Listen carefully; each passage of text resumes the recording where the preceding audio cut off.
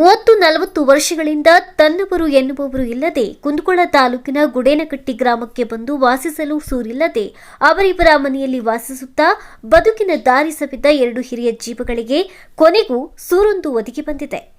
ಹೌದು, ಕಳೆದ 30-40 ವರ್ಷಗಳ ಹಿಂದೆ ಗುಡೇನಕಟ್ಟಿಗೆ ಆಗಮಿಸಿದ ಬಸಮ್ಮ, ಮುಷಮ್ಮ ಎಂಬ ವೃದ್ಧಿಯರು ಇಳಿ ವಯಸ್ಸಿನಲ್ಲಿ ಅವರಿವರ ಮನೆಯಲ್ಲಿ ಆಶ್ರಯ ಪಡೆಯುತ್ತಾ ಜೀವನ ಕಳೆದು ಮುಪ್ಪಿನ ಅವ್ಯವಸ್ಥೆಗೆ ಸಿಲುಕಿದ್ರು.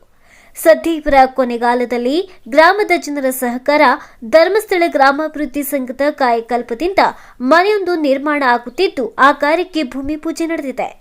ಪಂಚಾಯತ್ ಮೆಂಬರ್ಗಳು ಹಾಗೂ ಇಲ್ಲಿ ಸೇರಿದ ಎಲ್ಲ ಗಣ್ಯರು ಎಲ್ಲ ಸೇರಿಕೊಂಡು ಅಜ್ಜಿಗೆ ಒಂದು ಮನೆಯನ್ನ ಚೆನ್ನಾಗಿ 1 ತಿಂಗಳೊಳಗೆ ಕಟ್ಟಿ ಅವರಿಗೊಂದು ಕೂತ್ಕೊಳ್ಳೋ ಒಂದು ವ್ಯವಸ್ಥೆಯನ್ನು ಮಾಡಿಕೊಳ್ಳುವ ಉದ್ದೇಶದಿಂದ ಇವತ್ತು ಗುದ್ದಲಿ ಪೂಜೆಯನ್ನು ಮಾಡಿದ್ದೇವೆ. ಈ ಪೂಜೆ ಇವತ್ತು ಎಲ್ಲರಿಗೆ ಒಂದು ಅನುಕೂಲವಾಗಲಿ, ಈ ಪೂಜೆಯಿಂದ ಬೇಗ ಮನೆ ಕಟ್ಟಿಸಿ ನಾವೆಲ್ಲರೂ ಸಹಕಾರ ಕೊಡಬೇಕಾಗುತ್ತೆ. ಅಂದರೆ ಒಬ್ಬರಿಂದ ಆಗುವಂಥ ಮನೆ ಅಲ್ಲ, ಎಲ್ಲ ಊರಿನವರು ಎಲ್ಲರೂ ಸೇರಿಕೊಂಡು ಅದಕ್ಕೆ ಸ್ವಲ್ಪ ಕೈ ಜೋಡಿಸಿ ಮನೆಯನ್ನು ಸಾಧ್ಯವಷ್ಟು ಬೇಗ ಮನೆಯನ್ನು ಕಟ್ಟಿಸಿ ಆ ಅಜ್ಜಿಗೆ ಒಂದು ಗೃಹಪ್ರವೇಶವಾಗಿ ಅಜ್ಜಿಯವರು ಚೆನ್ನಾಗಿ ಇಲ್ಲಿ ಒಂದು ಉಳಿಸಿಕೊಳ್ಳುವ ಮನೆಯಲ್ಲಿ ವಾಸವಾಗುವಂಥ ವ್ಯವಸ್ಥೆಯನ್ನು ನಾವು ಕಲ್ಪಿಸಿಕೊಟ್ಟಿದ್ದೇವೆ. ಇವತ್ತು ಇಲ್ಲಿಗೆ ಬಂದ ಮಾನ್ಯ ಜಿಲ್ಲಾ ನಿರ್ದೇಶಕರು ಹಾಗೂ ಪಂಚಾಯತ್ ಅಧ್ಯಕ್ಷರು, ಸೇವಾ ಪ್ರತಿನಿಧಿಗಳು, ಹಾಗೆಯೇ ಜ್ಞಾನೇಕ ಗಮನಾಧಿಕಾರಿ ಇದ್ದಾರೆ, ಊರಿನ ಗಣ್ಯರಿದ್ದಾರೆ, ಪಂಚಾಯತ್ ಅಧ್ಯಕ್ಷರು ಎಲ್ಲರಿಗೂ ಕೂಡ ಧನ್ಯವಾದ.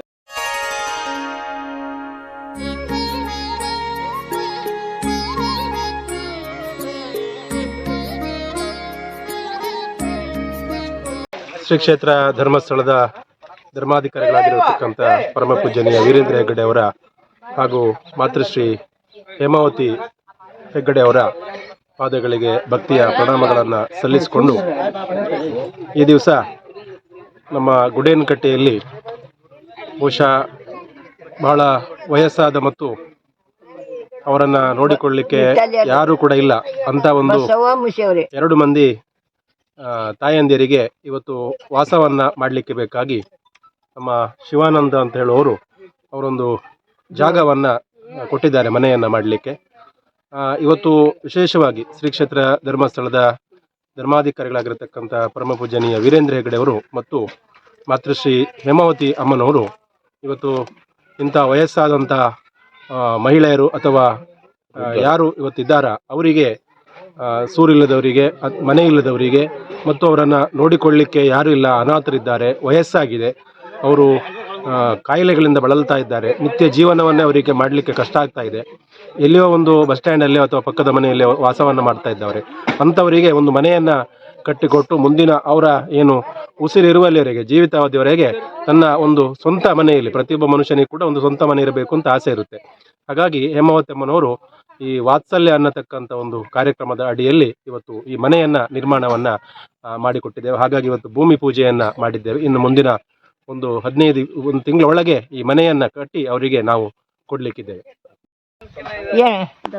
ನಮ್ಮ ಧರ್ಮಸ್ಥಳ ಸಂಘಿನವ್ರಿ ನನಗೆ ನಮ್ಗ ಸಂತೋಷ ಮಾಡ್ರಿ. 40 ವರ್ಷ ಆದ್ರಿ ಏನ್ ಇದ್ದಿದ್ರಿ, ಮನೆ ಸೇರಿದ್ರಿ, ಎಲ್ಲರೂ ಮಾಡಿದ್ರಿ. ನಾಗರಾಡಿ ಅಂತ ಬೇಡಿಕೆ ನೋಡಿಯಪ್ಪ, ನಿಮ್ಗ ದೈವಿಕ ಮನಿ ಹಾಕಿಸ್ಕೊಡ್ರ ಮನಿ ಹಾಕಿಸ್ತಾರ. ಈಗ ಇವತ್ತು ಪೂಜೆ ಮಾಡಕ್ ಬಂದಾರಿ ಅಪ್ಪ, ಶಿವಾನಂದಪ್ಪ ರೀ, ಶಿವಾನಂದ ಒಟ್ಟು ಧರ್ಮಸ್ಥಳ ಸಂಘದಿಂದ ಚಲೋ ಆಗಿದೆ. ಧರ್ಮಸ್ಥಳ ಸಂಘದಿಂದ ಆಗೈತೆ ಅಪ್ಪ, ಪುಣ್ಯ ಬರ್ಲಿ ಅವ್ರಿಗೆ.